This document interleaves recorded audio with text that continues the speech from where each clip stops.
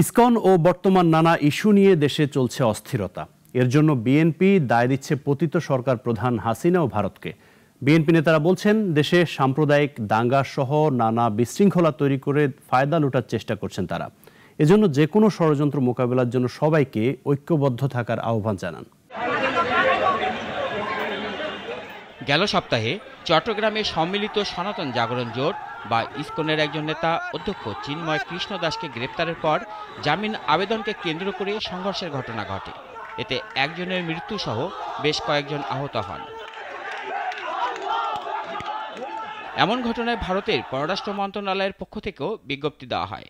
এছাড়া দেশটির গণমাধ্যমে ফলাও করে সনাতন ধর্মাবলম্বীদের উপর নির্যাতন হচ্ছে উল্লেখ করে খবর প্রকাশ করা হয়, যা নিয়ে বিব্রত অবস্থায় পড়তে হচ্ছে বাংলাদেশকে। এমন পরিস্থিতিকে বিএনপি কিভাবে দেখছে? দলটির নেতারা নাগরিক টিভিকে বলেন, এসব মূলত ভারত এবং ফ্যাসিস্ট হাসিনা সরকারের ইন্ধনে করা হচ্ছে। দলটির নেতারা আশঙ্কা করছেন, ভারত সেভেন সিস্টারের ফায়দা লুটার জন্যই সাম্প্রদায়িক সম্প্রীতির দেশ বাংলাদেশকে সাম্প্রদায়িক দাঙ্গা বাজানোর চেষ্টা করছেন।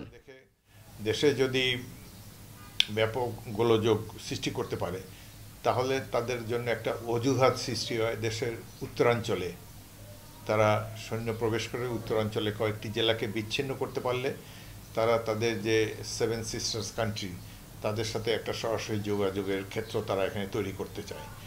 অন্যদিকে রাজধানীতে 7 কলেজের শিক্ষার্থী, ব্যাটারি চালিত রিকশা চালক সহ নানা গোষ্ঠী বিভিন্ন দাবি দাওয়া নিয়ে আন্দোলন করছে।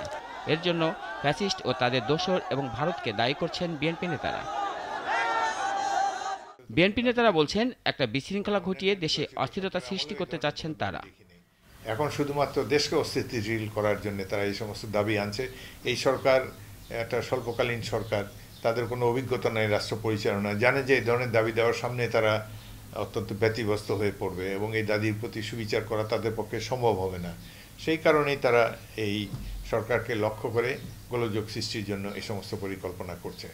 দেশ বিদেশি এসব ষড়যন্ত্র থেকে দেশকে মুক্ত রাখতে দেশের স্বার্থে সব রাজনৈতিক দলগুলোকে ঐক্যবদ্ধ থাকার তাগিদও দেন বিএনপি নেতারা। রাশেদুল কাদির, নাগরিক, ঢাকা। ভারতের উদ্দেশ্য সাধনই ছিল